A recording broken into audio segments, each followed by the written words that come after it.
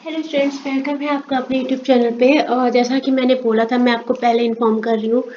थोड़ा सा मेरी गलती की वजह से 10 मार्च की जो शिफ्ट 1 और 2 और 3 के क्वेश्चन थे वो मिक्सड अप हो चुके हैं। तो मैं आपको किसी शिफ्ट का एश्योरेंस नहीं दे सकती हूँ, मतलब कि ये शिफ्ट 1 का ही है या शिफ्ट 2 का है। मैं कोशिश कर रही हूँ बट मैं क्लासिफिकेशन नहीं कर पाई हूँ क्वेश्चंस का। तो आप ये सोच के एक बार रीड कर लीजिएगा कि सारे क्वेश्चन आपके 10 मार्च के ही आए हुए हैं, बट थोड़ा सा शिफ्ट इधर का उधर हो गया है मेरी गलती की वजह से। मैं कन्फेस करती हूँ, थोड़ा सा हुआ है। बट क्वेश्चन आपके 10 मार्च की शिफ्ट में आए हुए, हो सकता है आपको कुछ क्वेश्चन रिपीटेशन में मिले, बट मैं कोशिश कर रही हूँ कि जितना आपको कंफर्म कर सकती हूँ। ठीक है, तो थोड़ा सा एक बार मैनेज कर लीजिए। ऐसी गलती मेरे से पहली बार हुई है, मतलब सीरियसली मैं बहुत टाइम से आपको वीडियोस अवेलेबल करवा रही हूँ। थोड़ा सा एडजस्ट कर लीजिएगा प्लीज़। भारत का क्षेत्रफल विश्व में कितने प्रतिशत है? देखो, भारत का जो बच्चे क्षेत्रफल है विश्व के कुल क्षेत्रफल का, सुनना मेरी बात को ध्यान से, विश्व के कुल क्षेत्रफल का 2.4% है। क्लियर? लेकिन इसकी जो जनसंख्या है बच्चे, जनसंख्या जो है, विश्व की जनसंख्या का 17.7% है। किसका? विश्व की जनसंख्या का। और ये दो क्वेश्चन काफी आपसे बनते हैं, इसलिए ध्यान रखना इसका। ठीक है, कितना है? 17.7%। क्लियर? कहीं डाउट लगे तो मेरे को बताना। इसका क्षेत्रफल है 2.4% ऑफ विश्व का क्षेत्रफल, याद रहेगा ऐसे। क्लियर? यही दोनों क्वेश्चन में थे। देखो, भारत के बारे में अगर आप बात करेंगे, थोड़ा थोड़ा सा डिटेल हम आपको बता देते हैं। जैसे कि आपका अक्षांश की बात है, कितना हो जाएगा? नॉर्थ 37.6। क्लियर? और अगर आप देशांतर की बात करेंगे तो ये आपका हो जाएगा 68 डिग्री ईस्ट से 97 डिग्री 25 ईस्ट के बीच। कुल क्षेत्रफल भारत का 328763 किलोमीटर स्क्वायर है ना, जो कि पूरे पूरे विश्व के क्षेत्रफल का 2.4% है। और क्षेत्रफल की दृष्टि से जो भारत है विश्व का कितना, कौन सा नंबर का देश है? 7वें नंबर का देश है। पहले नंबर पे कौन है? रूस, फिर कनाडा है अपना, अमेरिका, चीन, ब्राजील, ऑस्ट्रेलिया। क्लियर? चलो आगे चलते हैं। नेक्स्ट क्वेश्चन जो है, कलहण ने 12वीं शताब्दी में कौन सी बुक लिखी थी? राजतरंगिणी लिखी थी, कलहण के द्वारा रची गई थी। और था क्या? मध्यकालीन कश्मीर के इतिहास का मुख्य सोर्स है ये, ध्यान रहेगा। कश्मीरी इतिहासकार थे कौन? ये कलहण, कश्मीरी इतिहासकार, याद रखना। किस शताब्दी में लिखी थी? 12वीं शताब्दी में। किस भाषा में लिखी थी? ये भी नोट डाउन कर लो। तो संस्कृत भाषा में लिखी थी। तो एग्जाम में आपका एक बार किसी और एग्जाम में क्वेश्चन रहा था, वहां पर आपकी लैंग्वेज पूछी गई थी। अब आप इस बुक के बारे में, राजतरंगिणी बुक के बारे में जरा देखो। अगर आप बुक की बात करोगे, हम नाम नहीं लिख रहे हैं, 7826 श्लोक है इस बुक में और 8 भाग है जिनको कहा गया तरंग। क्लियर? चलिए, तो जो राजतरंगिणी बुक है उसमें कश्मीर के राजाओं के बारे में है, प्रशासनिक, सामाजिक, राजनीतिक और आर्थिक जानकारी इसमें आपकी इंक्लूड करी गई है। समझ रहे हो? इतिहास से मतलब आपका क्या हो जाएगा?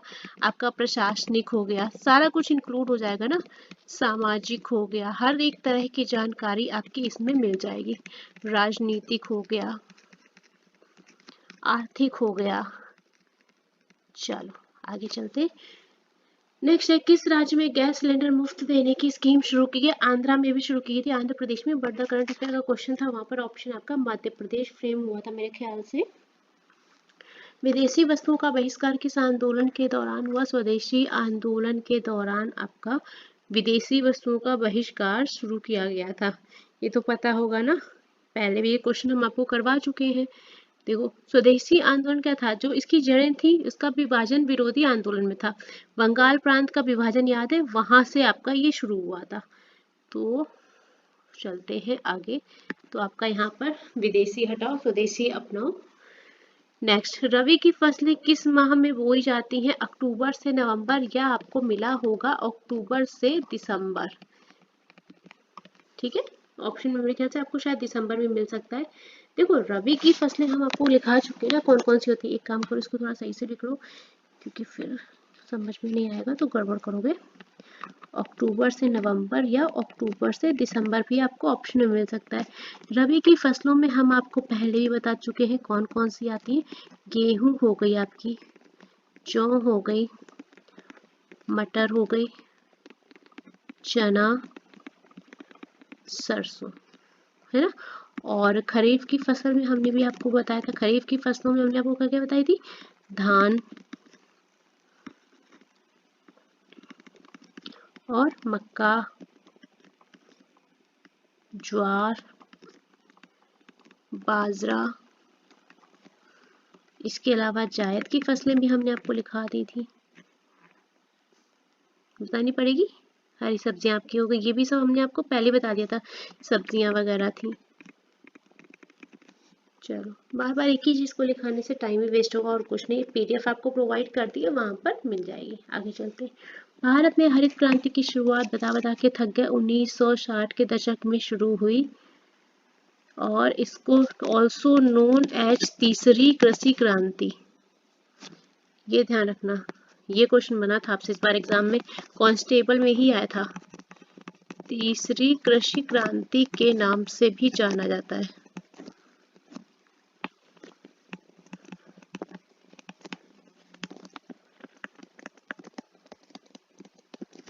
हरित क्रांति के जनक नॉर्मन बोरलॉग को कहा? विश्व में। क्लियर। भारत की अगर आप बात करोगे तो चेंज हो जाएगा, कौन हो जाएंगे? MS स्वामीनाथन। तो कंफ्यूज तो नहीं होना ना। चलो, हरित क्रांति में हम आपको बता चुके हैं, बाकी सारी चीजें लिखा चुके हैं। हरित क्रांति आपकी खाद्यान्न उत्पादन से है, श्वेत आपकी दूध से है, लाल आपकी टमाटर और मांस से, नीली क्रांति आपकी मछली उत्पादन, पीली आपके तेल के बीज से, भूरी क्रांति आपका चमड़ा और कोको, काली क्रांति पेट्रोलियम से। पीडीएफ में मेंशन कर दिया था, टेलीग्राम पे आपको मिल जाएगी बच्चे, टेलीग्राम पे ज्वाइन कर लो। अगर कोई नया बच्चा है तो उससे रिक्वेस्ट करेंगे, अगर आपका एग्जाम है तो ज्वाइन कर लो। जीडी एग्जाम में फाइनल पीडीएफ कराई थी, वहां पर आपको ये सारी डिटेल मिल जाएगी। आगे चलते हैं। दीपम 2.0 योजना किस राज्य की है? आंध्र प्रदेश के द्वारा शुरू की आपकी ये योजना है। क्या हुआ था इसमें? जो मुफ्त गैस सिलेंडर से रिलेटेड है, गैस सिलेंडर का डिस्ट्रीब्यूशन होना था इसमें। Clear, free. भारत की आबादी विश्व का कितने प्रतिशत है? हमने आपको अभी पहले क्वेश्चन में बताया था 17.7% है। किसका? वर्ल्ड की आबादी का। यस बैंक के प्रबंध निदेशक पूछे जाते हैं, मनीष जैन जी हैं। कुछ साउंड आएगा, उसको थोड़ा सा इग्नोर कीजिएगा, ठीक है। भारत में आर्थिक उदारीकरण की शुरुआत कब हुई थी? 1991 में हुई थी। किसके द्वारा? वो लिख लो, PM PV नरसिम्हा राव। और उस समय जो उनके फाइनेंस मिनिस्टर थे, तत्कालीन की बात हो रही है, ठीक है। तो फाइनेंस मिनिस्टर कौन थे? डॉक्टर मनमोहन सिंह। ओके, पीछे गाना सुनाई दे रहा होगा, थोड़ा सा वेट कीजिए, थोड़ा सा वेट कीजिए। जो कर आवाज ज्यादा। तो आपके उसमें तत्कालीन PM थे नरसिम्हा राव और फाइनेंस मिनिस्टर थे डॉक्टर मनमोहन सिंह, उनके कार्यकाल में बनी थी, ठीक है। नेक्स्ट चलते हैं। 1950 में कितने मौलिक कर्तव्य जोड़े गए? देखो, 1950 में आपका कोई भी मौलिक कर्तव्य संविधान में शामिल नहीं था। हमने आपको क्या बताया था? 42वां संविधान संशोधन पढ़ाया था ना, जहाँ आपको मिनी संविधान बोला गया था। वहां पर आपके देखो मूल कर्तव्य किसकी सिफारिश पर? स्वर्ण सिंह समिति की सिफारिश पर एड ऑन किए गए थे, तब 10 जोड़े गए थे। उसके बाद में फिर आपका एक संशोधन हुआ था, जिसके तहत आपका 11वां संविधान संशोधन एड ऑन किया गया था, बताया था ना। 86वां संविधान संशोधन के तहत आपका 11वां ऐड किया गया था, बताना पड़ेगा, वैसे मैं काफी बार लिखा चुकी हूँ। दादा साहब फाल्के अवार्ड मिथुन चक्रवर्ती को कब दिया गया? 8 अक्टूबर 2024 को। किसमें? 70वें राष्ट्रीय फिल्म पुरस्कार समारोह में आपका उन्हें ये दिया गया था। आगे चलते हैं। भारतीय संविधान में 11वां मौलिक कर्तव्य कब जोड़ा गया था? हमने आपको क्या बताया था कि 1976 में 42वां संशोधन जो हुआ था उसमें आपके 10 मौलिक कर्तव्य जोड़े गए थे। लिखाना ही पड़ेगा। किसकी सिफारिश पर? स्वर्ण सिंह समिति की सिफारिश पर बताया था। तब आपके कितने थे? 10। और 11वां कब जोड़ा गया आपका? 86वां संविधान संशोधन पर। कब? 2002 में 11वां मूल कर्तव्य आपका जोड़ा गया था। चलो, मौलिक कर्तव्य आपकी किस भाग में है? 4th ए में। और अगर आर्टिकल पूछ लेंगे तो 51A हो जाएगा। क्लियर? कोई डाउट लगे तो कमेंट में क्वेश्चन नंबर डाल के मेंशन कर देना। स्थायी बंदोबस्त प्रणाली किसने शुरू की थी? लॉर्ड कॉर्नवालिस के द्वारा शुरू करी गई थी आपकी। देखो, इनको भारत में सिविल सेवा के जनक के रूप में भी जाना जाता है।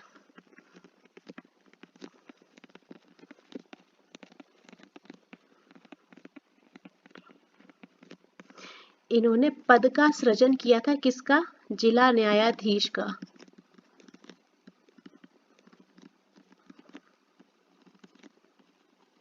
ठीक है, तो एक तरफ से बहुत ही इम्पोर्टेंट कार्यकाल था इनका। इसके अलावा इन्होंने थर्ड जो हमारा आंग्ल मैसूर युद्ध हुआ था, वाह, श्रीरंगपट्टनम की संधि याद है? इनके कार्यकाल में रही आपकी। और एक चीज और इनके कार्यकाल में हुई थी अच्छी, 1973 में जो हमारे कानून थे, कानूनों को संहिताबद्ध किया गया।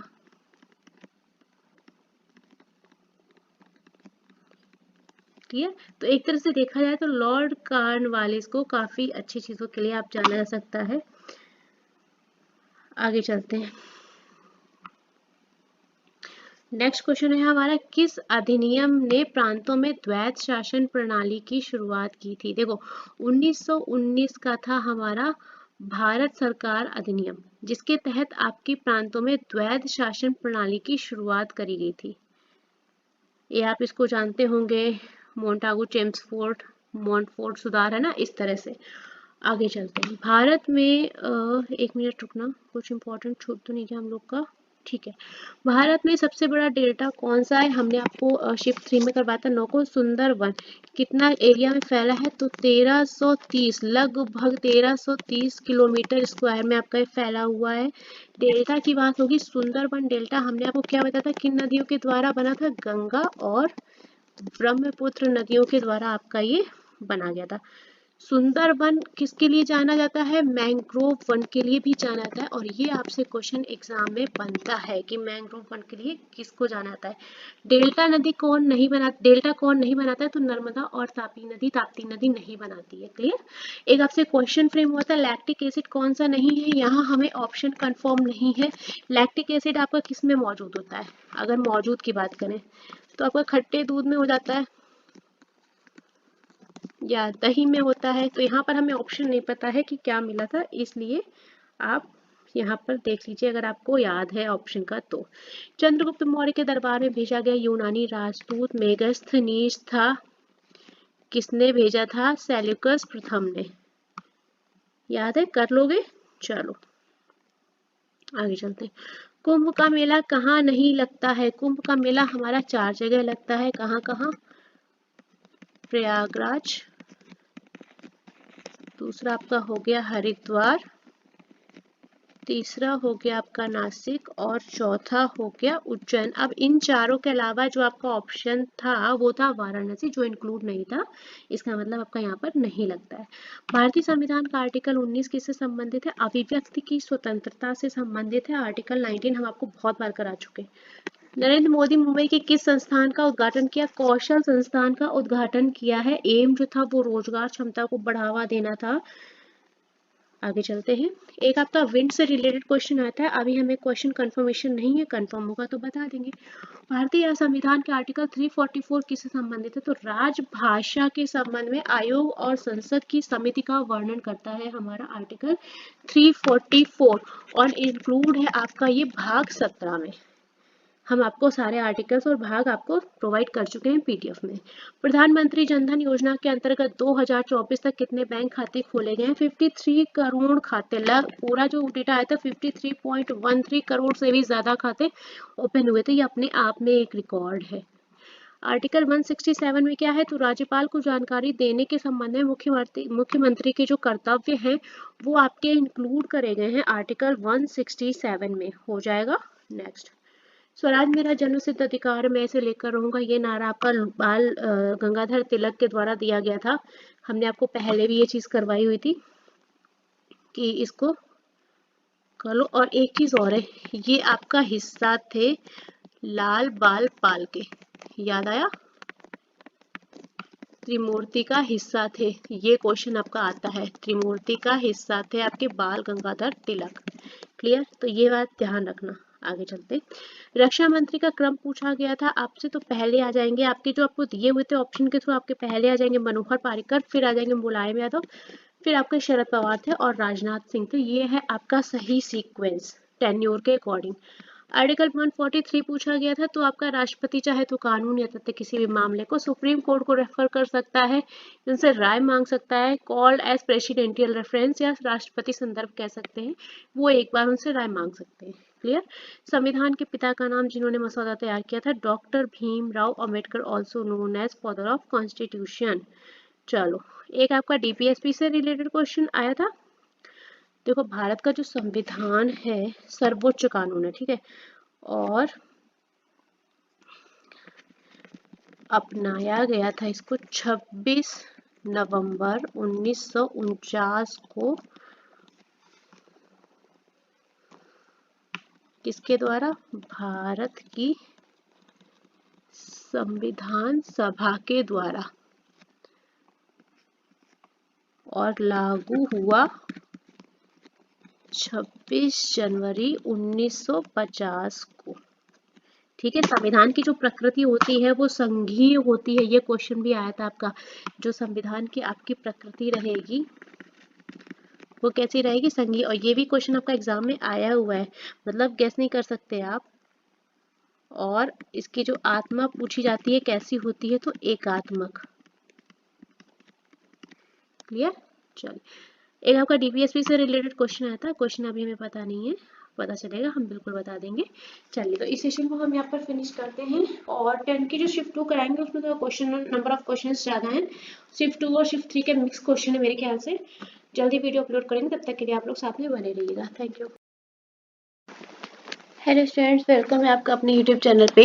10 मार्च की शिफ्ट 2 में जो क्वेश्चंस मिले थे, हमने आपको बोला था कि क्वेश्चंस हमारे मिक्सअप हो चुके हैं शिफ्ट 2 शिफ्ट 3 के। तो क्वेश्चन तो रीड करने ही है, क्योंकि ऑल शिफ्ट के क्वेश्चन आपको कहीं भी किसी भी वीडियो में मिल सकते हैं, इसलिए आपके सारे क्वेश्चन आपके 10 मार्च के ही है, बस शिफ्ट्स का थोड़ा सा कंफर्मेशन नहीं है। एमएसएमई का फुल फॉर्म आया था बच्चे, तो micro small and medium enterprises होता है, ये हम आपको पहले भी करवा चुके थे ना। एमएसएमई फुल फॉर्म्स हमने करवाए थे, फुल फॉर्म का जो एब्रिविएशन वीडियो है वो आपको स्टैटिक अवेयरनेस प्लेलिस्ट में मिल जाएगा। आगे चलते, जम्मू कश्मीर बैंक के नए एमडी पूछे गए थे या सीईओ किसको नियुक्त किया गया? अमिताभ चटर्जी को बनाया गया है जम्मू कश्मीर का बैंक का नया एमडी एंड सीईओ। 1857 की क्रांति के दौरान चिन्हट की लड़ाई में अंग्रेजों के खिलाफ किसने विद्रोह किया था? अहमदुल्ला शाह, और बिहार में कुंवर सिंह ने किया था। आपसे अलग से क्वेश्चन जो कभी कभी फ्रेम हो जाता है, ये क्वेश्चन आपका आ चुका है अभी कांस्टेबल एग्जाम में ही, कि 1857 का विद्रोह कुंवर सिंह ने कहाँ से नेतृत्व किया था, या बिहार से किसने नेतृत्व किया था? तो यहाँ पर आपका आंसर कुंवर सिंह था। ये क्वेश्चन आपका कांस्टेबल एग्जाम में अभी आया था, इसलिए मैंने इसको फिर से मेंशन कर दिया है आपके लिए। क्लियर? चलिए, तो आपका 30 जून 1857 को बरकत अहमद ने अपने कमांडर के रूप में, मतलब अहमदुल्ला शाह के साथ में 5000 सैनिकों के साथ आपका नेतृत्व किया था। किसके खिलाफ लड़े थे? कौन था? तो हेनरी लॉरेंस जी थे। ये क्वेश्चन भी आपसे बनता है, पूछता है। हेनरी लॉरेंस के खिलाफ लड़े थे बच्चे चिन्हट की लड़ाई में। और इसके यानी कि डेथ हो गई थी हेनरी लॉरेंस की इस युद्ध में। आगे चलते हैं। मुंडारी नृत्य जो है किस राज्य का लोक नृत्य है? तो झारखंड में किया जाने वाला नृत्य है और आपका मुंडारी जनजाति के द्वारा किया जाता है। आपका मनाया किस लिए जाता है? फसल उत्सव। फसल उत्सव या आपका सामाजिक त्योहार है, उसके उपलक्ष्य में आपका ये डांस फॉर्म किया जाता है। क्लियर? चलो आगे चलते हैं। नेक्स्ट है हमारे पास शिक्षा का अधिकार किस आर्टिकल में आता है? आर्टिकल 21A में आता है। बच्चों को निःशुल्क और अनिवार्य शिक्षा का अधिकार। एक इससे रिलेटेड एक चीज और लिखो। आरटीई एक्ट कब पारित हुआ था? 2009 में पारित हुआ। राइट टू एजुकेशन एक्ट, ये क्वेश्चन आपसे बन जाता है, ये इंपॉर्टेंट क्वेश्चन है, अभी आ गया तो हम आपको बता रहे हैं। शिक्षा का अधिकार बच्चे क्या था? 2002 में संविधान संशोधन हुआ था। कौन सा? 86वां संविधान संशोधन। कब? 2002 में बताया था ना। ये सारी चीजें तो मैं आपको बता चुकी हूँ, बार बार लिखा नहीं रही हूँ। 2002 में हुआ था। इसके तहत आपका एड ऑन किया गया था 21A के तहत। किस भाग में? आपका भाग था थर्ड, तीसरे भाग में 21A को जोड़ा गया। क्या था इसका? अधिकार जो है शिक्षा का अधिकार 6 से 14 वर्ष के बच्चों के लिए मौलिक अधिकार बना दिया गया था, शिक्षा का अधिकार हमारा। क्लियर? चलो, कोई डाउट लगे किसी क्वेश्चन में तो हमें एक बार कमेंट कर देना, ठीक है। मुगल वंश की स्थापना किसने की थी? 1526 में। किसने? बाबर ने की थी। बाबर कौन था? मध्य एशियाई शासक था।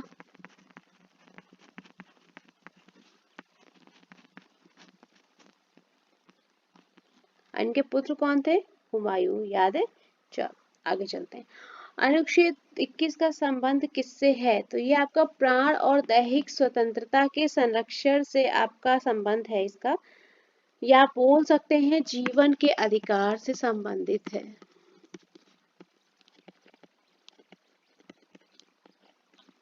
क्लियर? आपका जो आर्टिकल 21 है मौलिक अधिकारों से संबंधित है। फर्स्टली बात तो ये है। किस भाग में? भाग 3 में है। रिलेटेड टू यहाँ लिख लो, मौलिक अधिकार। छोटे छोटे से पॉइंट्स, और ये छोटे छोटे से पॉइंट्स एग्जामिनर आपको घुमा घुमा के पूछता रहता है। किस भाग में है? भाग थर्ड में। देखो अपना दिमाग चलाना है, जैसे ये बात है तो आपको याद होना चाहिए भाग कितना, आर्टिकल कितना, है ना। सारा कुछ आपको याद रहेगा। आगे एक कदम आगे चलना है एग्जामिनर से थोड़ा सा। चलो, आर्टिकल हम आपको वैसे करवा चुके हैं ना। आर्टिकल आपका 21 जीवन का अधिकार और व्यक्तिगत स्वतंत्रता है। 21 ये आपका शिक्षा का अधिकार है। इस तरह से हम आपको सारे आर्टिकल करवा दिए। बजट से रिलेटेड आपका आर्टिकल कौन सा है? बजट से रिलेटेड आपका आर्टिकल 112, ठीक है। मौलिक कर्तव्य आपका 51A है। समान नागरिक संहिता लिखा दूं क्या, जो एग्जाम में अभी तक पूछे जा चुके हैं सबसे ज्यादा? एक काम करो, एक तो लिख लो जो अभी पूछे जा चुके। आर्टिकल 112 बच्चे है आपका बजट से रिलेटेड, और 51A आपका किससे रिलेटेड है? मौलिक कर्तव्य। और आर्टिकल 44 आपका आ चुका है समान नागरिक संहिता। ये 2-3 बार पूछा जा चुका है अभी तक कांस्टेबल एग्जाम में, इसलिए इसको देख लेना एक बार।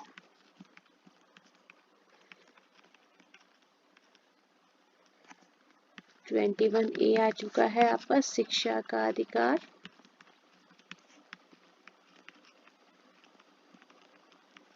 ठीक है, जो अभी तक ज्यादा पूछे जा रहे हैं वो हमने आपको मेंशन कर दिए हैं। आगे चलते हैं। इसके अलावा आप 324 लिख लो। 324 भी पूछा जा चुका है, आपका चुनाव आयोग से रिलेटेड है। ये वो है जो आपके अभी कांस्टेबल एग्जाम में ही आ चुके हैं। क्लियर? चलो, और 343 आ चुका है आपका आधिकारिक भाषा से रिलेटेड है। और 352 पूछा जा चुका है राष्ट्रीय आपातकाल।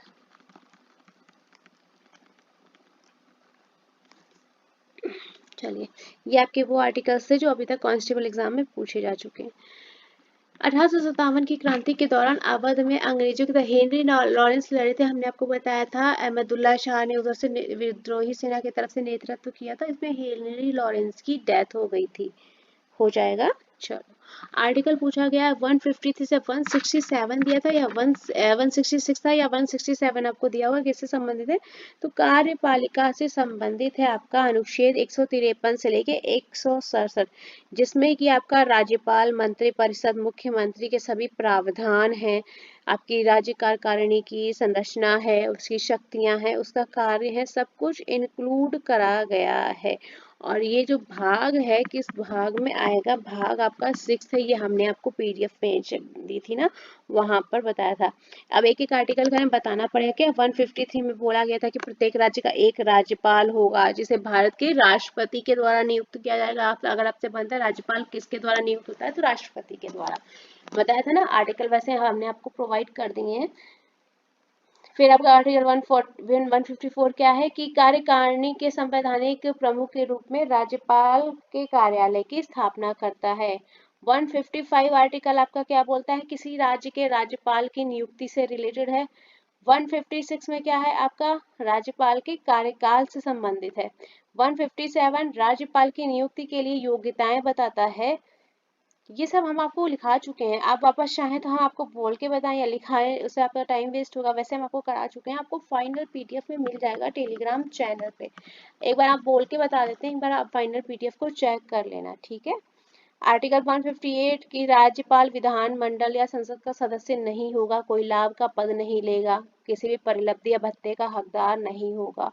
159 क्या है, उसके द्वारा राज्यपाल के द्वारा ली जाने वाली शपथ या प्रतिज्ञान को बताता है। 160 में क्या है आपका, राज्यपाल की विवेकाधीन शक्तियों का उसमें संबंध है। 161 में क्या है, राज्यपाल को राज्य के कानून के खिलाफ अपराध के लिए दोषी ठहराए किसी भी व्यक्ति को सजा, दमन, राहत या छूट देने या निलंबित करने, हटाने का शक्ति प्रदान करता है ना।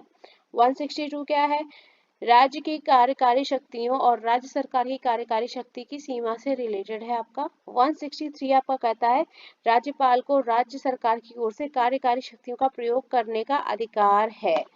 और 164 क्या कहता है आपका, राज्य में मंत्री परिषद की नियुक्ति, उनका कार्यकाल, उनकी रिस्पॉन्सिबिलिटी से रिलेटेड है। 165 आपका क्या है, राज्य के लिए महाधिवक्ता और उनके कर्तव्यों, योग्यताओं के बारे में आपका रिलेटेड है। ये सब हम आपको करवा चुके हैं। आगे चलते हैं, कहाँ तक बता दिया था हमने, 166 तक बता दिया था। और देख लो 167 आपके राज्य के प्रशासन के संबंध में राज्यपाल को जानकारी प्रस्तुत करने के लिए मुख्यमंत्री के कर्तव्य को निर्दिष्ट करना भी आपका शामिल है ना। वैसे हम आपको ये सारी फाइनल पीडीएफ में दे चुके हैं, तो एक बार वहां से आप रीड कर लेना, क्योंकि देखो वापस हम लिखाएंगे तो आपका ही टाइम जाएगा, तो हम लिखा नहीं रहे, हमने आपको लिखा हुआ प्रोवाइड किया है, आप वहां से देख लीजिएगा। टेलीग्राम पे आपको मिल जाएगा, जिसकी लिंक आपको वीडियो के डिस्क्रिप्शन बॉक्स में मिल जाएगी। 2024 में भारत और सिंगापुर के मध्य कितने समझौते हुए थे, 4 समझौते हुए थे। डिजिटल तकनीकी को लेकर हुआ था, सेमीकंडक्टर्स को लेकर हुआ था, स्वास्थ्य सहयोग और कौशल विकास। ये आपके 4 क्षेत्र थे जिनको लेके आपके ये 4 समझौते हुए थे। ये करंट अफेयर का क्वेश्चन है, इसलिए मैं नहीं लिखा रही हूँ। राज्यपाल की नियुक्ति कौन करता है, हमने आपको अभी बताया बोल के कि राज्यपाल की नियुक्ति राष्ट्रपति के द्वारा की जाती है। और राज्यपाल के बारे में केवल राज्यपाल के बारे में अगर पूछा जाएगा किस आर्टिकल में है, तो आर्टिकल 153 से लेकर 162 तक का है। राज्यपाल के लिए आपकी शर्तें क्या होनी चाहिए, भारत का नागरिक तो होना ही है, कम से कम 35 वर्ष आयु,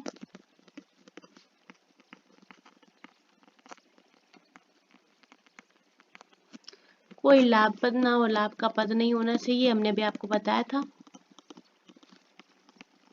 और संसद का हिस्सा नहीं होना चाहिए, संसद या किसी सदन का हिस्सा नहीं होना चाहिए।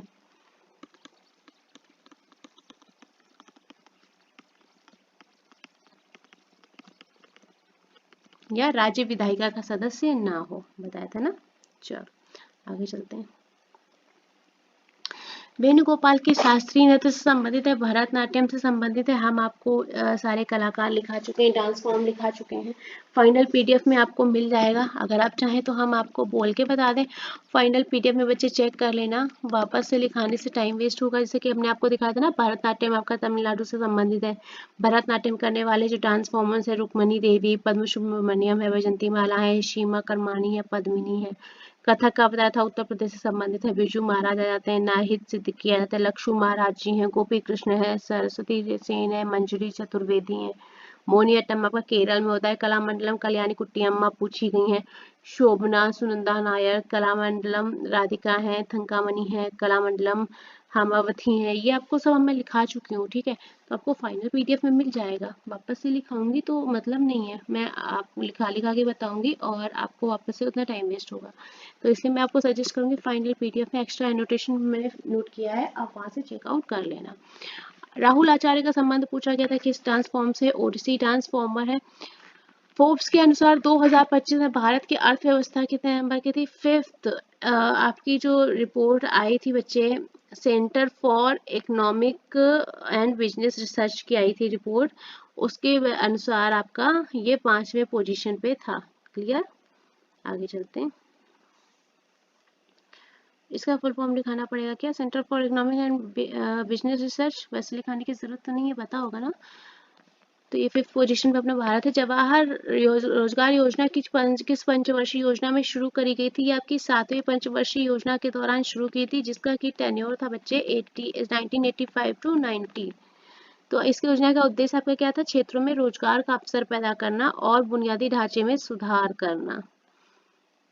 इस योजना को बाद में क्या कर दिया गया? कब? 2006 में बदल दिया गया राष्ट्रीय ग्रामीण, याद आया, रोजगार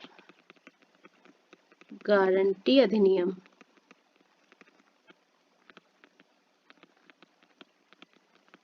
यानी कि नरेगा। बताया था, ये तो मैंने पढ़ाया था ना आपको। चलो आगे चलते हैं। हाँ, एक चीज और लिखो, इस योजना को जो आपका सेंट्रल गवर्नमेंट और स्टेट गवर्नमेंट दोनों के द्वारा प्रदान किया गया था, और इसका जो कार्यान्वयन था वो पंचायती राज संस्थानों के माध्यम से किया गया था। ये पॉइंट ध्यान रखना कि organised by Panchayati Raj institution, ठीक है। उधर नेक्स्ट चलते हैं, हमारा है बिंबावती देवी किस भारतीय नृत्य की शैली की प्रतिपादक है? मणिपुरी डांस फॉर्म की प्रतिपादक है। और इनके बारे में जो खास बात है वो ध्यान दो, इनके जो गुरु विपिन सिंह जी की बेटी हैं, ये गुरु विपिन सिंह और गुरु कलावती देवी, मतलब पूरा फैमिली, पूरा टैलेंटेड भाई। देखो डांस फॉर्म में वो थे, गुरु विपिन सिंह भी आपका नर्तक और प्रतिपादक थे। आगे चलते हैं। भारतीय संविधान के किस अनुच्छेद में मुख्यमंत्री के कार्यों को परिभाषित किया गया है? आपका आर्टिकल है 167, जिसमें कि आपका मुख्यमंत्री के कार्यों को बताया गया है। मुख्यमंत्री के कार्यों का कर्तव्य क्या होता है? आपके मंत्री परिषद के सभी निर्णय, कानून के प्रस्तावों की जानकारी राज्य के राज्यपाल को प्रदान करना। आगे चलते हैं। एक आपका क्वेश्चन आया था जीएसटी से, जीएसटी के बारे में हम बहुत अच्छी डिटेल आपको दे चुके हैं। शायद हमने जीएसटी के लिए एक अलग से आपको पीडीएफ भी प्रोवाइड की थी टेलीग्राम पर। इम्प्लीमेंट आपका कब हुआ था बच्चे? 1 जुलाई 2017। अब यहाँ पर हमें एक्चुअल क्वेश्चन नहीं पता है कि जीएसटी को लेके एक्चुअल क्वेश्चन क्या था। अभी इम्प्लीमेंट हुआ था आपका ऐसे, किसके द्वारा? तत्कालीन जो हमारे वित्त मंत्री थे अरुण जेटली, जो फाइनेंस मिनिस्टर थे उस समय, उनके द्वारा आपका लागू किया गया था। अरुण जेटली के द्वारा। क्लियर? और आपका जो इसमें टैक्स स्लैब दिया गया था, शायद टैक्स स्लैब से ही रिलेटेड आपको कुछ पूछा गया था, तो था आपका 0%, देन 5% था और 12% था। 5 तरह के टैक्स स्लैब आए थे आपके पास, 18% एंड 28%। क्लियर? चलो, किस संशोधन के तहत आपका जीएसटी बिल पास हुआ था? तो 101वां संविधान संशोधन हुआ था, जिसके तहत आपका ये पास हुआ था 2016 के तहत। क्लियर? जितना हमें ज़रूरी लगता है जीएसटी के बारे में हमने आपको पीडीएफ प्रोवाइड की थी, या शायद आपको पढ़ा के डाला था, कुछ तो किया था, याद नहीं अभी मुझे। वहाँ पर हमने आपको बताया था। और इसके टाइप बताए थे, सीजीएसटी और एसजीएसटी, आईजीएसटी, ये भी बताया था आपको ना, वैट सब बताया था। चलिए आगे चलते हैं। नेक्स्ट आपका एक 1991 में एलपीजी से रिलेटेड नीति से कोई क्वेश्चन आया था। कनुमा उत्सव पूछा गया था किस राज्य में मनाया था, आपका आंध्र प्रदेश और तेलंगाना में मनाया था। इसके अलावा आपका तमिलनाडु में भी ये मनाया जाता है त्यौहार आपका, ठीक है। तो दक्षिण भारत में मनाया था ज्यादातर, तो इसलिए इसको ध्यान रखना है। ऑप्शन के थ्रू चले जाइए आप। कॉलिन कैंपबेल ने लखनऊ में 1857 के विद्रोह के किस नेता का दमन किया था। कॉलिन कैंपबेल ने लखनऊ के विद्रोह को दबाया था बेगम हजरत महल। वहां लखनऊ से विद्रोह किया था ना मैम ने, तो वहां पर इनका जो दबाया गया था वो थे ब्रिटिश अधिकारी कॉलिन कैंपबेल। अच्छा एक बात बताओ, दिल्ली से किसने दबाया था। दिल्ली से तो विद्रोह हुआ था आपका बहादुर शाह जी ने नेतृत्व किया था। और किसने दबाया था, जॉन निकोलसन। और कानपुर से हमने आपको बता दिया था, कानपुर से किसने किया था, नाना साहब और तात्या टोपे जी ने किया था।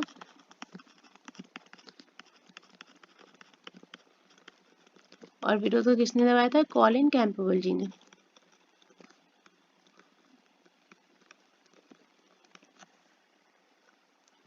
बिहार से विद्रोह आपका किसने किया था, कुंवर सिंह जी ने। ये भी क्वेश्चन आपका आ चुका है। देखो ये बहुत क्वेश्चन बने इस बार इस आपके कांस्टेबल एग्जाम में। जो विद्रोह दबाया गया था वो विलियम टेलर जी के द्वारा दबाया गया था। लखनऊ से आपका ये मेंशन है। और झांसी से लिख लो, झांसी से जो विद्रोह का नेतृत्व किया था वो रानी लक्ष्मीबाई जी ने किया था। और जो विद्रोह दबाया गया था बच्चे वो था ह्यूज रोज के द्वारा। क्लियर, जो जरूरी पॉइंट थे वो हमने आपको बता दिए हैं। आगे चलते हैं। 1919 का हंटर आयोग किसके लिए गठित किया गया था। जो हंटर आयोग बना था बच्चे आपका जलियांवाला हत्याकांड की जांच के लिए आपका बनाया गया था। जलियांवाला हत्याकांड आपका हुआ कब था, 13 अप्रैल 1919 को हुआ था। नरसंहार था एक तरह से, जहां पर आपका जनरल डायर के आदेश पर महिलाओं, बच्चों, बुजुर्गों पर बहुत गोलियां चलवा दी गई थी। इसमें बहुत सारे लोगों की डेथ हो गई थी। तो जब इसका विरोध हुआ तो आपकी कमेटी गठित की गई हंटर आयोग, ताकि इसकी जांच हो। लेकिन इसकी जांच में ज्यादा कुछ उन्होंने नहीं बताया था। तो फिर एक चीज और इससे क्वेश्चन बनता है कि जलियांवाला हत्याकांड के विरोध में किसने अपनी नाइटहुड की उपाधि को त्याग दिया था। तो रविंद्रनाथ टैगोर जी ने। ये लाइन अंडरलाइन करो, ये ध्यान रखना। यहाँ पर ये क्वेश्चन आपका आया हुआ है एग्जाम में, यहाँ पर लिख लो नाइटहुड की उपाधि को किसने त्यागा था।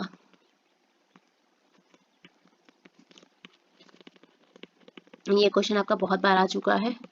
रविंद्रनाथ टैगोर जी ने इस घटना के विरोध में अपनी उपाधि को त्याग दिया था।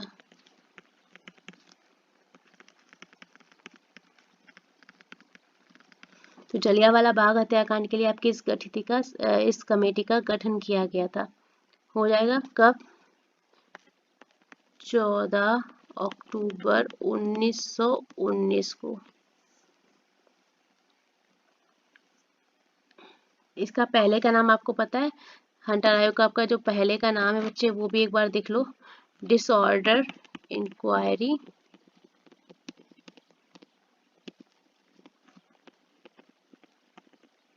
कमेटी। ठीक है, याद रहेगा। चलो, जरूरी चीजें थी वो हमने आपको बता दी हैं। अगर और कुछ जरूरी लगे तो हम बता देंगे। ये वाला क्वेश्चन जरूर से जरूर ध्यान रखना, ये पूछा है क्योंकि 2-3 एग्जाम में आपका आ चुका है। आगे चलते हैं। राष्ट्रपति न्यायिक और कानूनी राय किससे लेता है, सर्वोच्च न्यायालय के मुख्य न्यायाधीश से। और किस आर्टिकल के तहत बच्चे, तो आपका आर्टिकल हो जाएगा 143 के तहत। राष्ट्रपति को मामलों में 2 श्रेणियों में सर्वोच्च न्यायालय से राय देने का अधिकार देता है। ये ध्यान रखने वाली बात है, आप ध्यान रखना। अगर हमारे राष्ट्रपति जी रखते हैं तो वो मुख्य न्यायाधीश से कानूनी राय लेते हैं। सेकेंड परमाणु ऊर्जा संयंत्र जो है कहाँ स्थापित किया गया था। जो आपका सेकेंड है वो बच्चे राजस्थान में आपका स्थापित किया गया था। पहले कहाँ था, तारापुर में। याद रहेगा, कंफ्यूजन तो नहीं होगी ना। चलो, जो तारापुर में था वो भारत का पहला व्यावसायिक परमाणु ऊर्जा संयंत्र था। चलते आगे।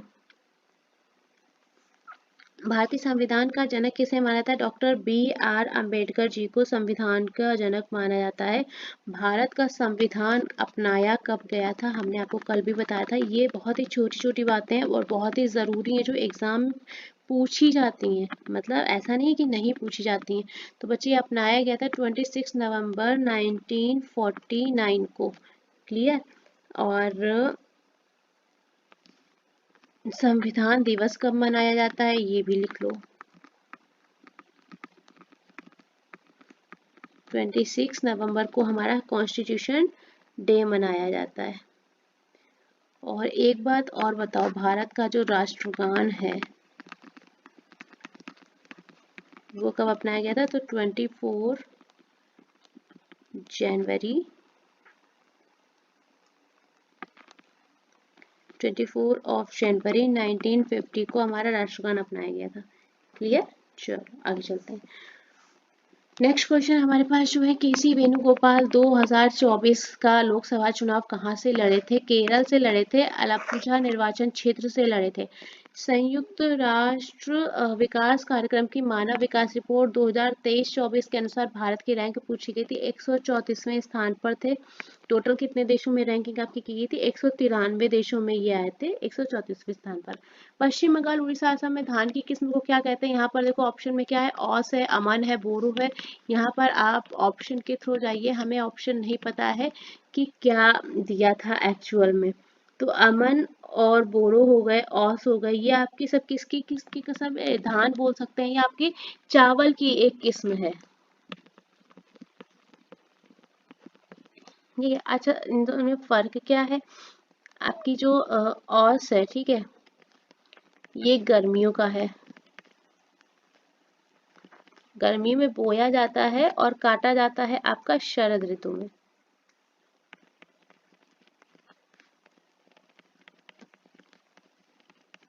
बोया जाता है इधर।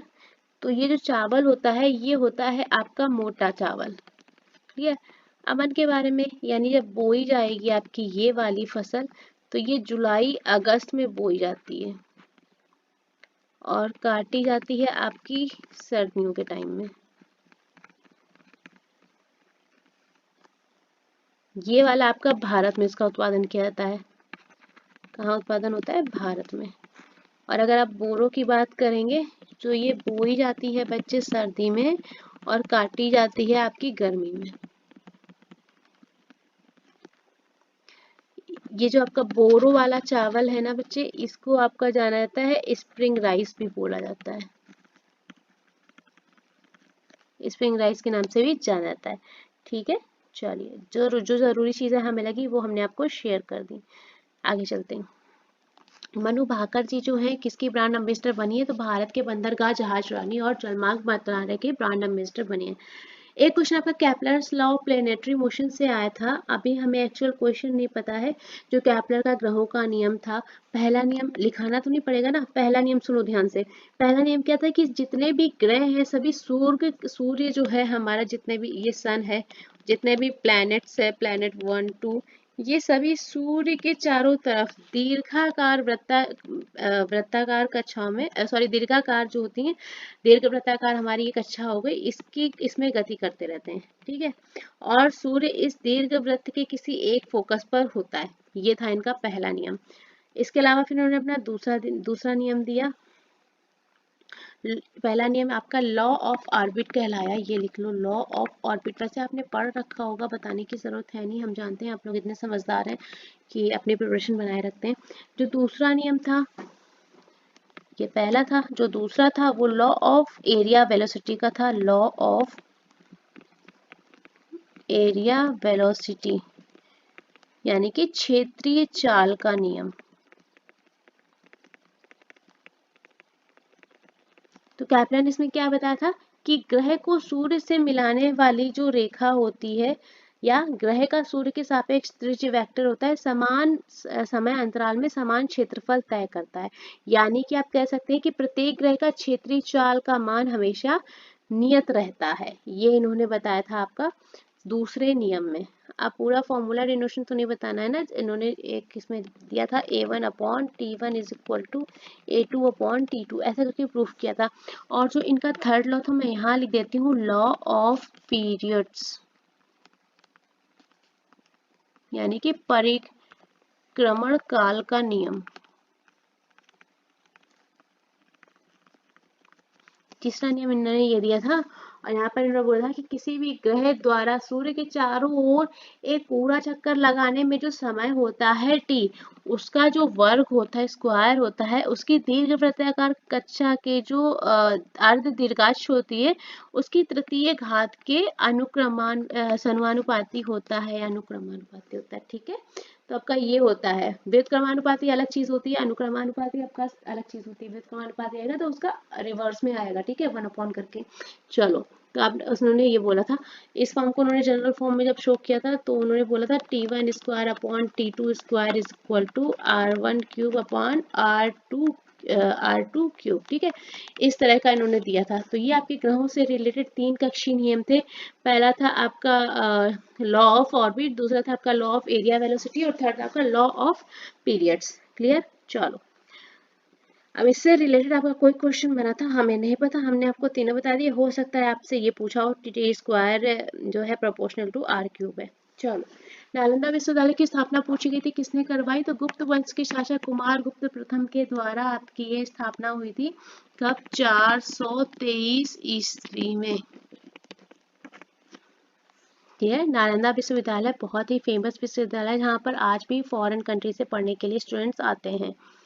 सिरके में कौन सा अम्ल होता है? देखो, ये भी बिहार में है। सोचिए, बिहार अपना बहुत ही अच्छा हब रहा है। हालांकि हर एक राज्य का अपना कुछ अब जो पॉलिटिक्स चल रही, कुछ थोड़ा सा कम, थोड़ा सा ज्यादा इम्प्रूवमेंट हो सकता है, लेकिन मानिए अब तक भगवान बुद्ध वहां पर गए हुए थे, यहाँ पर नालंदा विश्वविद्यालय आज भी बच्चे आते हैं पढ़ने के लिए, तो एजुकेशन हब रहा होगा एक तरह से, है ना।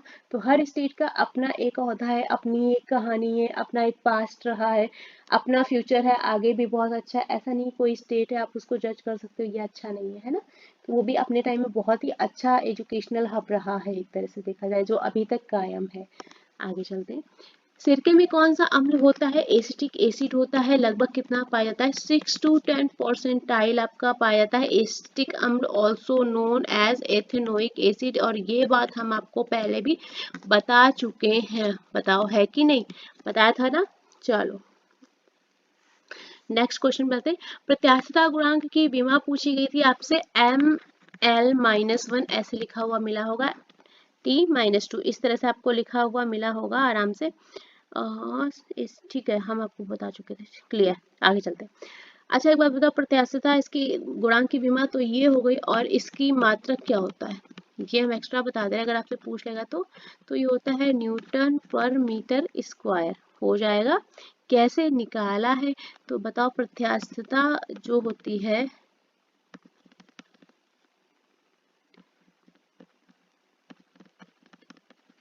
का यंग मापांक क्या होता है? प्रतिबल अपॉन विकृति होती है ना। चलो, तो SI यूनिट हो गई आपकी न्यूटन पर मीटर स्क्वायर, या आपसे बोल देगा क्या होती है, पास्कल। ठीक है, चलो आगे चलते हैं। भारतीय संचालन समिति के अध्यक्ष पूछे गए थे डॉक्टर राजेंद्र प्रसाद। देखो, समितियां बनी थी हमारी और उसके अध्यक्ष अलग अलग रहे थे, जैसे कि हम आपको बोलते हैं संघ शक्ति संघ संविधान समिति और राज्य समिति। संघ शक्ति समिति, संघ संविधान समिति और राज्य समिति, तीनों के कौन थे? पंडित जवाहरलाल नेहरू थे। प्रांतीय संविधान समिति लिखाना पड़ेगा क्या? नहीं, लिखाने को बोलोगे तो लिखा देंगे, कोई दिक्कत वाली बात नहीं है। प्रांतीय संविधान समिति के अध्यक्ष कौन थे? सरदार वल्लभ भाई पटेल। मसौदा समिति के अध्यक्ष डॉक्टर BR अम्बेडकर थे। सलाहकार समिति के अध्यक्ष सरदार वल्लभ भाई पटेल थे। मौलिक अधिकार की उप समिति के अध्यक्ष JV कृपलानी जी थे। अल्पसंख्यक उप समिति के अध्यक्ष HC मुखर्जी थे। ऐसी समितियां हमारी बनी थी 24, उनके अलग अलग अध्यक्ष थे।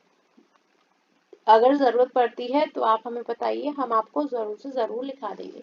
आगे चलते हैं। इलेक्ट्रॉन की खोज पूछी गई थी, किसने की थी? J.J. थॉमसन ने की थी। भौतिक विज्ञानी थे, कितना डिसेंट सा क्वेश्चन पूछा एग्जामिनर ने, मतलब बच्चा भी बता देगा। कब की थी? इन 1897 में की थी। किस किरण का उपयोग किया था? कौन सी रे यूज की थी? तो कैथोड किरण का यूज किया था। फिर उन्होंने इलेक्ट्रॉन की खोज की और परमाणु करकी खोज की और फिर समस्थानिक की खोज की।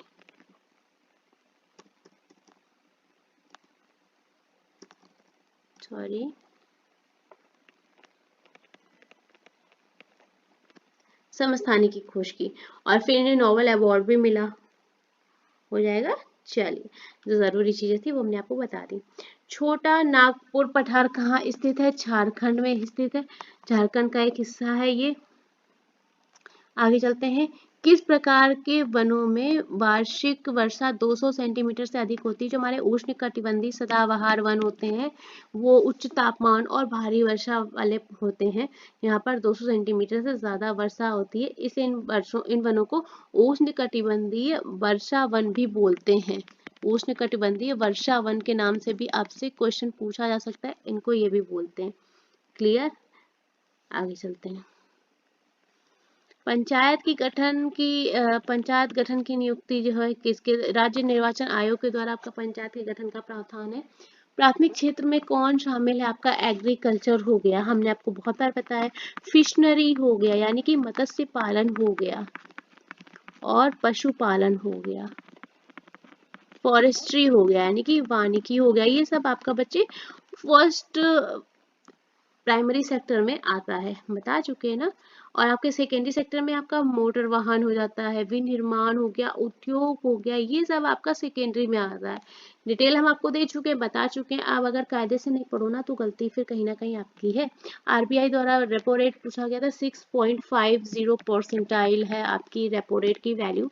2011 की जनगणना के अनुसार किस राज्य या केंद्र शासित प्रदेश में जनसंख्या का घनत्व अधिक है? राज्य वैसे आपका बिहार का जनसंख्या घनत्व अधिक है, लेकिन क्या है कि यहाँ पर ऑप्शन जो था दिल्ली दिया गया था, तो हमारा केंद्र शासित प्रदेश में पहुंच जाएगा। 1857 ईस्वी में झांसी का शासक कौन था? रानी लक्ष्मीबाई जी थी। इन्होंने झांसी में 1857 की लड़ाई का नेतृत्व भी किया था, जिसको लड़ते लड़ते इनकी डेथ हो गई थी, क्योंकि वहां पर उन्होंने व्यक्तिगत सिद्धांत लागू करने की कोशिश की थी। दत्तक पुत्र को मतलब आप नहीं बैठा सकते अपने सिंहासन पर, इस तरह से। तो फिर उन्होंने हार नहीं मानी थी और लड़ते लड़ते उनकी डेथ हो गई थी। कहाँ हुई थी? ग्वालियर में। ये भी आपसे क्वेश्चन आपका कांस्टेबल एग्जाम में आया था, आपसे पूछा गया था कि किस प्लेस पर उनकी डेथ हुई थी, पूछा गया था ना। चलो, 1919 में कौन से सुधार कमीशन लागू हुए थे? मॉन्टेग्यू चेम्सफोर्ड आया था। कब आया था? 1919 में भारत सरकार अधिनियम बनाया गया था। पहली बात तो ये लागू कब हुआ था, यहाँ पर लिखो 1919 में भारत। इतनी डिटेल है कि लगता है क्या ही लिखा दें आपको, लेकिन ये भी लगता है कि बहुत ज्यादा नहीं बता देना है। अधिनियम आपका आया था जो कि लागू हुआ था बच्चे 1921 में, और इस कानून को आपका जाना गया मॉन्टेग्यू चेम्सफोर्ड सुधार।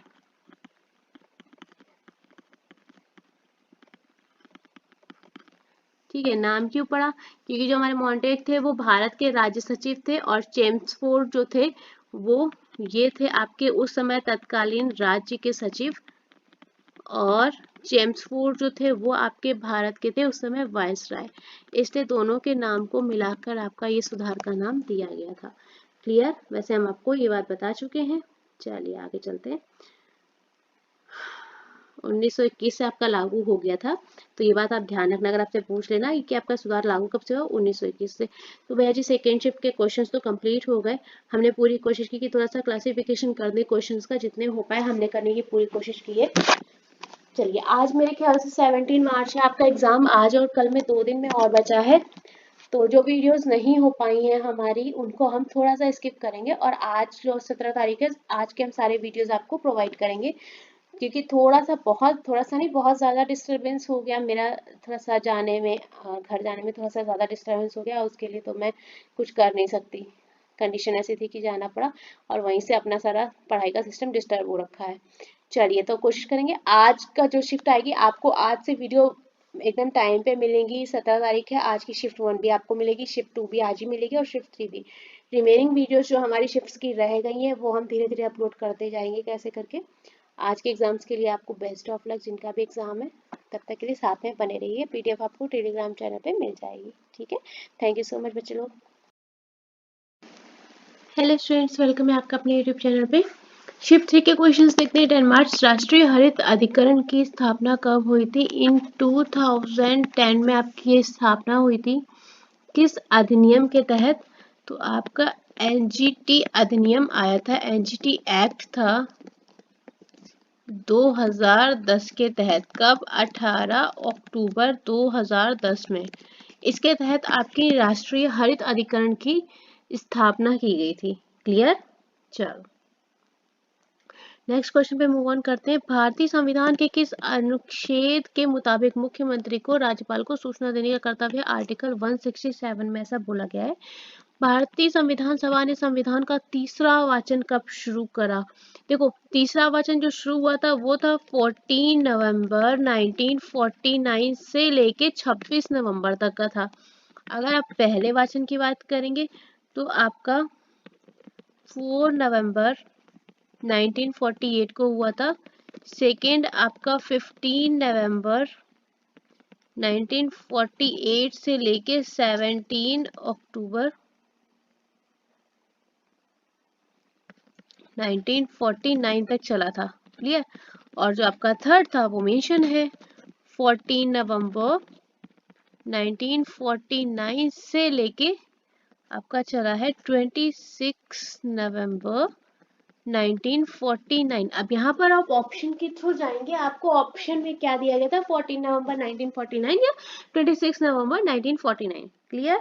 हमने आपको पूरा ही बता दिया। और इसके बाद फिर आपका संविधान को पारित किया गया। जब संविधान ये आपका चला था तो इसमें कितने सदस्य उपस्थित थे? नंबर ऑफ मेंबर्स थे 284। संविधान बनाने में बच्चे जो समय लगा था वो था 2 ईयर 2 साल 11 मंथ एंड 18 डेज। आप समझ सकते हैं कितने ही इम्पोर्टेंट अपना कॉन्स्टिट्यूशन है। नेक्स्ट है, लखनऊ में 1857 के विद्रोह का नेतृत्व किसके द्वारा किया गया था? बेगम हजरत महल जी के द्वारा किया गया था, ऑल्सो नोन एज अवध की बेगम। और दबाया किसने विद्रोह को? कॉलिन कैंपबेल ने। क्लियर? चलो नेक्स्ट हमारे पास क्वेश्चन है, उज्जैन कुंभ मेला किस नदी के तट पर आयोजित किया जाता है? शिप्रा नदी के तट पर आपका ये मेला आयोजित किया जाता है। और उज्जैन है कहाँ हमारा? मध्य प्रदेश में। क्लियर? चलो जो आपका कुंभ मेला है ये बताओ पहले। कुंभ मेले के बारे में हमने आपको क्या था किन 4 शहरों में लगता है? ये आपको शहर याद होने चाहिए क्योंकि वो आपको ऑप्शन देके पूछ लेगा कि किसमें नहीं लगता है तो आप बता नहीं पाएंगे। प्रयागराज, हरिद्वार, उज्जैन, नासिक। ठीक है, हर 12 साल में 4 बार आयोजित किया जाता है। क्लियर? चलो आगे चलते हैं। नेक्स्ट क्वेश्चन है हमारा, भदौरिया जनजाति किस राज्य में रहती है? मध्य प्रदेश में पाई जाती है, राजस्थान, उत्तर प्रदेश। आप चाहेंगे ऑप्शन के थ्रू, आपको वहां पर ऑप्शन में क्या मिला था? पेपा एक हॉर्न पाइप संगीत वाद्य यंत्र है, यूज असम के बिहू उत्सव के दौरान होता है। किससे बना होता है? भैंस के सींग से बना होता है। असम में बिहू गीतों का एक अनिवार्य हिस्सा है। बिहू आपको हम बता चुके हैं बिहू के टाइप, फिर से एक बार देख लो। बिहू में आपका बोहाग बिहू, एक काम करो सही से लिख लो फिर आप गड़बड़ करोगे। फर्स्ट बोहाग बिहू या इसको क्या बोलते हैं? रंगोली बिहू। कब मनाया जाता है? अप्रैल में। सेकेंड है आपका माघ बिहू या इसको क्या बोलते हैं? भोगली बिहू। कब मनाया जाता है? जनवरी में। और जो थर्ड है आपका कटी बिहू या कोंगाली बिहू कब मनाया जाता है आपका अक्टूबर से नवंबर में। क्लियर। चलिए, कोई डाउट लगे तो पूछ लेना। आगे चलते हैं। नेक्स्ट क्वेश्चन है हमारा, भारत के संविधान के किस अनुच्छेद के तहत राष्ट्रपति को सुप्रीम कोर्ट से परामर्श देने का अधिकार प्राप्त है? तो भैया जी ये है आपका आर्टिकल 143। 143 के तहत सर्वोच्च न्यायालय से परामर्श करने के राष्ट्रपति का अधिकार है। आगे चलते हैं, ये हम आपको पहले बता चुके हैं, ठीक है। कौन सा एक घन लोक वाद्य यंत्र नहीं है? बांकिया जो है वो आपका एक वाद्य यंत्र नहीं है, घन लोक वाद्य यंत्र नहीं है, एक तुरही टाइप का होता है, ठीक है। आगे चलते हैं। कनौज का युद्ध आपसे पूछा गया था कब हुआ था? 17 मई 1540 को हुआ था। किसके बीच हुआ था? तो शेर शाह सूरी वर्सेस हुमायूं के बीच में हुआ था।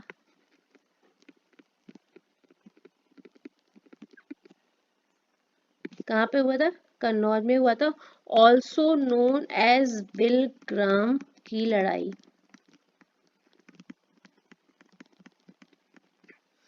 जीता कौन था? शेरशाह सूरी, हुमायूं की हार हुई थी। नेक्स्ट चलते हैं। विमान बनाने में कौन से तत्वों का यूज किया जाता है? देखो हमारा हर तरह का एल्युमिनियम भी यूज होता है, लेकिन जो ऑप्शन मिला था आपको वो आपको टाइटेनियम मिला था कि टाइटेनियम तत्व का यूज किया जाता है आपका विमान बनाने के लिए। सितंबर 2024 में दिल्ली के मुख्यमंत्री के रूप में किसको नियुक्त किया गया? आतिशी मरलेना जी को नियुक्त किया गया था। इकोनॉमिक ड्रेन के सिद्धांत को किसने प्रतिपादित किया था? दादा भाई नौरोजी ने। उन्होंने एक बुक लिखी थी poverty and British rule in India, उसमें उन्होंने ड्रेन थ्योरी के सिद्धांत का प्रतिपादन किया था। बुक आपकी पब्लिश हुई थी ये पहले बुक का नाम लिख लो किस बुक में था, वरना फिर भूल जाओगे। पॉवर्टी एंड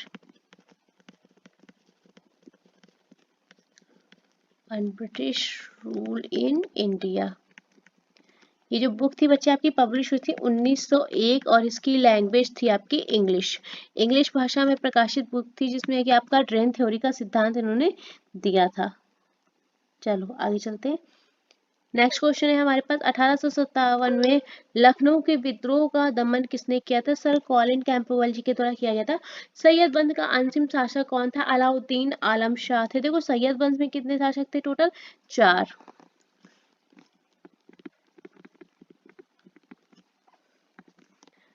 पहले कौन थे? खिज्र खान सैयद। टेन्योर लिखाना पड़ेगा 1414 से 1421 तक। इसकी स्थापना भी बोल जाते थे या संस्थापक भी आप कह सकते हैं। संस्थापक भी किया, संस्थापना भी की थी, ठीक है। चलो नेक्स्ट आपके कौन थे? मुबारक शाह बेटे किसके थे? खिज्र खान जी के बेटे थे। तीसरे शासक आपके कौन हुए? मोहम्मद शाह।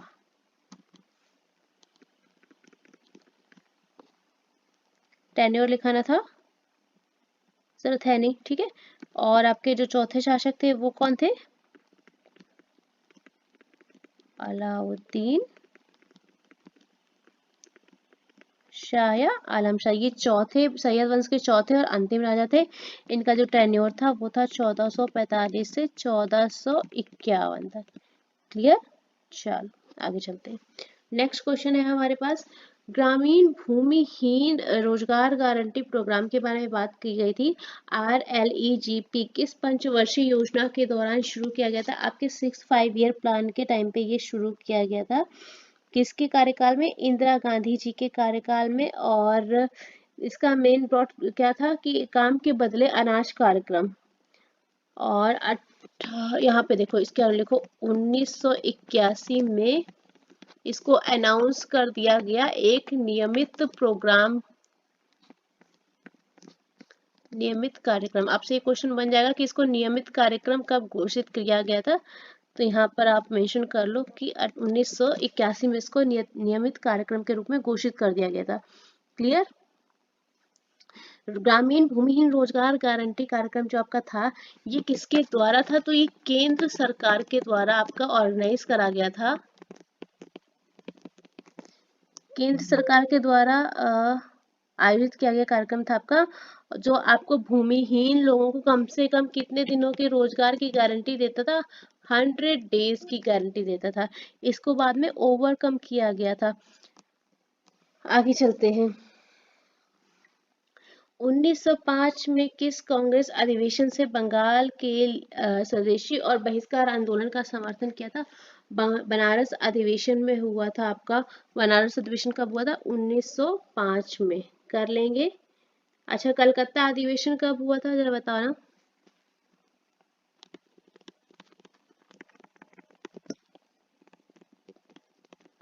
बनारस अधिवेशन आपका 1905 और कलकत्ता अधिवेशन हुआ था बच्चे 1906 में।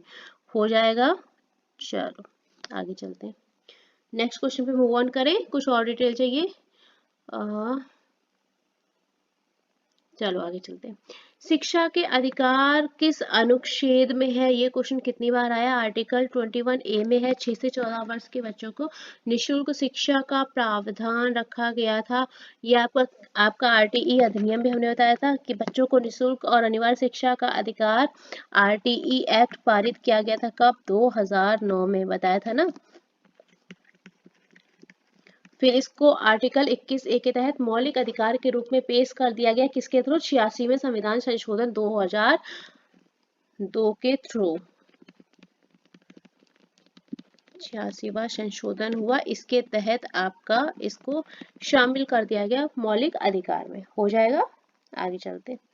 आर्टिकल 19 किससे संबंधित है? वाक और अभिव्यक्ति की स्वतंत्रता से है। फंडामेंटल राइट्स में आपका इंक्लूडेड है। भारत में सबसे ज्यादा सौर ऊर्जा का उत्पादन कौन राज्य करता है? राजस्थान जो है सबसे ज्यादा सौर ऊर्जा का उत्पादन करता है। नेक्स्ट क्वेश्चन पे मूव ऑन करते हैं। उज्जैन किस नदी पर स्थित है? शिप्रा नदी पर स्थित है आपका। हमने पहले भी डिस्कशन किया इस बारे में। थार मरुस्थल भारत के किन राज्यों में फैला हुआ है? देखो, थार मरुस्थल हमारा पंजाब हो गया, हरियाणा, राजस्थान, गुजरात और पाकिस्तान में भी फैला हुआ है। आप जाएंगे ऑप्शन के थ्रू, आपको ऑप्शन में क्या मिला था? 1905 का कांग्रेस अधिवेशन कहाँ हुआ था? ये हुआ था आपका बनारस में, हमने अभी आपको बताया। 2024 में जल प्रदूषण रोकथाम अधिनियम संशोधनों को शुरू में कितने राज्यों में लागू किया गया? 2 राज्यों में। पहला है आपका हिमाचल प्रदेश और दूसरा है राजस्थान। स्टार्टिंग में 2 राज्यों में लागू करा गया। नेक्स्ट क्वेश्चन है आपसे, लोधी वंश का अंतिम शासक कौन था? लोधी वंश का जो अंतिम शासक थे वो थे इब्राहिम लोधी, जिनका की टेन्योर था बच्चे 1517 से 1526। अब एक बात बताओ, लोधी वंश के संस्थापक कौन थे? स्थापना किसने की थी? संस्थापक लिखो। छोटी छोटी चीजें यही आपसे पूछेंगे, फिर आप यही नहीं कर पाओगे। तो बहलोल लोधी जी थे इसके संस्थापक। क्लियर? और जो उनका टेन्योर था बच्चे वो भी लिख लो, 1451 से 88। और लोधी से याद आया, एक बात बताओ, आगरा शहर की स्थापना किसने की थी?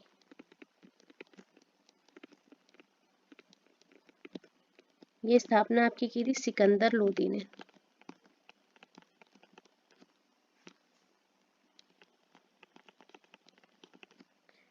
कब? 1489 से 1517 में। क्लियर? याद रहेगा। चलो आगे चलते हैं। देखो, वंश जो है वो आपको याद रखने पड़ेंगे कि आपका कौन सा वंश कब आया। जैसे कि आपका गुलाम वंश था वो 84 वर्ष तक था, फिर आपका खिलजी वंश आया, फिर आपका तुगलक वंश आया, फिर सैयद वंश आया, लोधी वंश। लिखाऊं क्या? लिखो। अच्छा, एक बार लिखा देते हैं। एक साइड लिखो वंश, टाइम पीरियड। पहले आपका कौन सा वंश था? गुलाम वंश, जिसने आपका 84 वर्ष तक शासन किया था। टेन्योर था 1206 से लेके 1290 तक। क्लियर? फिर आपका दूसरा वंश आता है खिलजी वंश। शॉर्ट में लिख रहे हैं, हर एक शब्द नहीं लिखेंगे हम। जिसका कि टेन्योर था आपका 30 ईयर, 1290 से लेके 1320 तक। खिलजी वंश भैया सबसे कम समय तक शासन किया था इन्होंने, इसलिए इस चीज को ध्यान रखना। आपसे ऐसे पूछ लेगा कि सबसे कम शासन करने वाला वंश कौन सा था, तो आपका आंसर हो जाएगा खिलजी वंश। क्लियर। थर्ड थर्ड आपका आया था फिर तुगलक वंश। तुगलक वंश का जो समय था वो था 94 ईयर। इन्होंने सबसे ज्यादा लंबे समय तक शासन किया था, और ये भी पूछ लेता है किस वंश ने सबसे ज्यादा लंबे समय तक शासन किया, तो आपका तुगलक वंश आ जाएगा। और the tenure is 1320 to 1414। Clear, ये सब ईस्वी में चल रहा है। नेक्स्ट आपका आया था फोर्थ फिर सैयद वंश। जैसे कि आपका टेन्योर था 36 ईयर एंड 1414 से शुरू होके 1450 पे एंड हो गया था। क्लियर। चलो 1414 है ये। सैयद वंश के बाद बच्चे आपका क्या आ जाएगा, लोधी वंश, जो हो जाएगा आपका 75 ईयर, और ये हो जाएगा 1451 से लेके 1526 तक। क्लियर, अच्छे समझ में आया। हमने आपको वंश लिखा दिए, उनका जो टेन्योर था, पीरियोडिक टाइम था, वो लिखा दिया। सबसे कम टाइम में शासन किया आपका खिलजी वंश ने, और सबसे अधिक किसने किया, तुगलक वंश ने। क्लियर। चलो आगे चले। आर्टिकल 163 जो है किससे संबंधित है, आपसे पूछा गया था। तो आर्टिकल 163 जो है वो राज्यपाल को सहायता देने, सलाह देने के लिए मंत्री परिषद का गठन करता है, या मुख्यमंत्रियों के साथ मंत्रियों की एक परिषद की जाएगी। इस तरह का आपको ऑप्शन मिला था, ऑप्शन के थ्रू जाइएगा। हमने आपको वैसे बता दिया है। भाग 6 में आता है, आपका पार्ट हो जाएगा ये 6। राष्ट्रीय ग्रामीण स्वास्थ्य मिशन जो है किस पंचवर्षीय योजना में शुरू किया गया था, 11वीं पंचवर्षीय योजना में शुरू किया गया था। यह आपने पढ़ा होगा NRHM। शुरुआत कब हुई थी। देखो, जब भी आप कोई क्वेश्चन पढ़ते हो, मैं आपको हमेशा बोलती हूँ, जैसे आपके दिमाग में आया राष्ट्रीय ग्रामीण स्वास्थ्य मिशन, दिमाग में तुरंत आना चाहिए कि शुरू हुआ कब था। तो 12 अप्रैल 2005 को शुरू होता। बहुत ही जो खास चीजें बच्चे वो तो आपको पढ़नी पड़ेंगी, है ना। खास चीजें भी छोड़ दोगे ना तो थोड़ी सी प्रॉब्लम हो जाएगी। अब जब ये आया तो मेरा दिमाग बोलता है भैया ये आया तो किस मंत्रालय के द्वारा शुरू की गई थी। आपको इम्प्लीमेंटेशन डेट पता हो गई, अब आपका दिमाग चलेगा कि भैया मंत्रालय भी देख लो एक बार। हो सकता है पूछ ले कि किस मंत्रालय के द्वारा, तो स्वास्थ्य और परिवार कल्याण मंत्रालय के द्वारा आपकी शुरू करी गई थी ये योजना। ऐसे ही आपको क्वेश्चन से क्वेश्चन बना के थोड़ा सा स्मार्ट वर्क करना है। स्मार्ट वर्क नहीं करोगे तो प्रॉब्लम हो जाएगी। ठीक है। चलो एक काम और था, राष्ट्रीय ग्रामीण स्वास्थ्य योजना का जो टेन्योर था वो कितना था। टेन्योर लिखो, कार्यकाल, ये था आपका 2005 से लेके 2012 तक। क्लियर। फिर इसके बाद जो 2012 से 17 में आया वो राष्ट्रीय स्वास्थ्य मिशन के नाम से आया। इसका उप मिशन चलाया गया, राष्ट्रीय स्वास्थ्य मिशन। क्लियर। चलो ग्रामीण हट गया, आगे चलते हैं। भारत परिषद अधिनियम 1861 के किन दो राज्यों की विधायी शक्तियों को कम कर विकेंद्रीकरण की शुरुआत करी गई थी। बम्बई और मद्रास प्रेसिडेंसी को विधायी शक्तियां वापस दी गई ताकि विकेंद्रीकरण की शुरुआत की जा सके। ठीक है, आगे चले। कौन सा मरुस्थल भारत का सबसे बड़ा मरुस्थल है। थार मरुस्थल is also known as great Indian desert.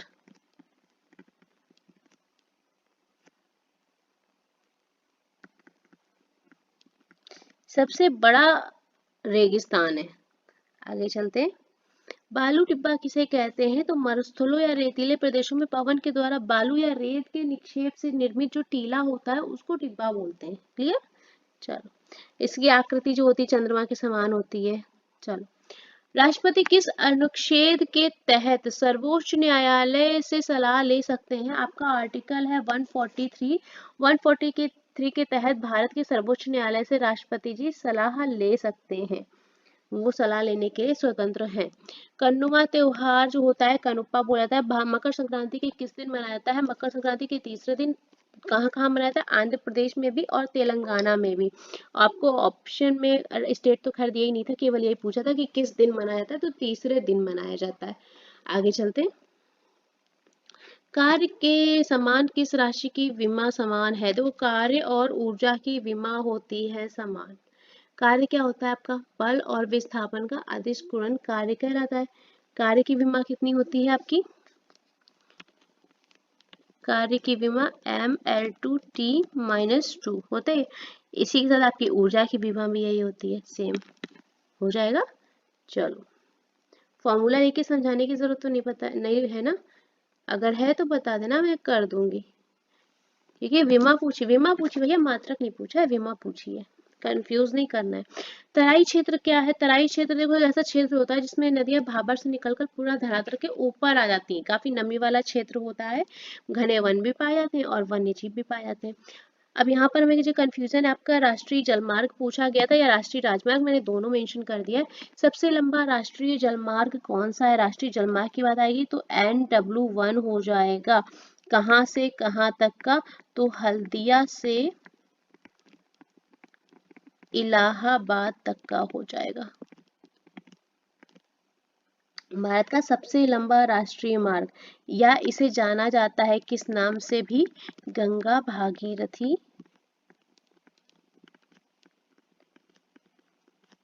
Hooghly नदी प्रणाली के नाम से, इस नाम से भी इसको जाना जाता है। इसकी जो बचे टोटल लेंथ है वो है 1620 किलोमीटर, और किन राज्यों से होकर गुजरता है ये भी लिख लो, आपका उत्तर प्रदेश, बिहार, झारखंड और पश्चिम बंगाल से होकर आपका NW1 गुजरता है। ठीक है, चलो नेक्स्ट चले। NW2 जो है आपका ब्रह्मपुत्र नदी जलमार्ग है, NW3 आपका वेस्ट कोस्ट नहर है ना, और NW4 जो है कृष्णा नदी के विजयवाड़ा तक मुक्तिला का विस्तार करता हुआ आंध्र प्रदेश होता हुआ निकलता है। चलो आगे, भारत का सबसे लंबा राष्ट्रीय राजमार्ग अगर बात करेंगे तो आपका हो जाएगा राष्ट्रीय राजमार्ग 44। लेंथ कितनी है? 3745 किलोमीटर। कहाँ से कहाँ तक? श्रीनगर से श्रीनगर हमारा किधर है? उत्तर से लेके श्रीनगर से कन्याकुमारी, जो कि कहाँ स्थित है? दक्षिण में, उत्तर से दक्षिण जाता है भैया, श्रीनगर से कन्याकुमारी। कितने राज्यों को जोड़ता है? 11 राज्यों को जोड़ता है, 30 शहरों को जोड़ता है। ठीक है, चलो हाँ चलो, इंपॉर्टेंट चीजें जो थी मुझे लगता है मैंने आपको बता दी। एक क्वेश्चन बच्चे आपका बुक से रिलेटेड था कुछ, अभी बुक का नाम मुझे याद नहीं है, कुछ काफी ऐसे करके कुछ आया था शायद, एक बार कंफर्म करना अगर किसी बच्चे का एग्जाम रहा तो। एक क्वेश्चन बच्चे आपका चंद्रयान 4 से रिलेटेड था, कितनी महिलाओं को 2024 में पद्म पुरस्कार मिला? देखो यहाँ पर मुझे कंफर्म नहीं, टोटल जो हमारा पद्म है, पद्म में मैंने सारे मिक्स कर दिए हैं, श्री और पद्म भूषण और पद्म विभूषण भी, तो टोटल हमारी 30 महिलाओं को मिला जुला के सारे अवार्ड मिले। अब अलग अलग पूछा था क्या कि कितनी महिलाओं को पद्म श्री मिले, कितनी महिलाओं को पद्म भूषण मिला, तो एक बार इसको रीड कर लेना। मैंने आपको टोटल इंक्लूड कर दिया है कि जो पद्म अवार्ड थे आल कैटेगरीज में, कि पद्म श्री हो, पद्म भूषण हो, पद्म विभूषण, वो टोटल उसमें 30 महिलाएं शामिल थी आपकी, पुरुष भी थे लेकिन महिलाओं की संख्या पूछी तो टोटल 30 थी। अलग अलग एक बार आप ये देख लेना कि किसमें किसको कितना पद्मश्री मिला, वो मैंने मेंशन नहीं किया है आपको। भारतीय सेना की टुकड़ी ने लामीटिए था 2024 अभ्यास था किस देश के साथ किया था? तो सेशल्स रक्षा बलों के साथ हुआ था, SDF के साथ। 24-25 के बजट में राजकोषीय घाटा पूछा गया था, कितना प्रतिशत था? 4.9% आपका राजकोषीय घाटा था बच्चे 24-25 के बजट में। क्लियर? तो इतने क्वेश्चन हमें मिले, 10 के सारे क्वेश्चन हमने करवा दिए 10 मार्च के। थोड़ा सा क्वेश्चन आपको शिफ्ट 1 शिफ्ट 2 का इधर उधर मिल सकता है, बट कोशिश यही थी कि आपको जितने क्वेश्चन है सारे प्रोवाइड करा दिए जाए। तो ये हो गया है, 11 और 12 का बचा हुआ है, लेकिन हम पहले आज के एग्जाम पर फोकस करेंगे क्योंकि आज 17 तारीख को एग्जाम है ना आपका, इसलिए पहले 17 वाले आपका प्रोवाइड करेंगे, इसके बाद हम लोग 11-12 वाले भी एग्जाम को देख लेंगे। क्लियर? बहुत ज्यादा नहीं बचा, 6 शिफ्ट है, हो जाएगी आराम से, कोई दिक्कत वाली बात नहीं है। 17 का आज पेपर है, शिफ्ट 1 हम आपको कुछ ही देर में अपलोड कराएंगे, तब तक के लिए आप लोग साथ में बने रहिएगा।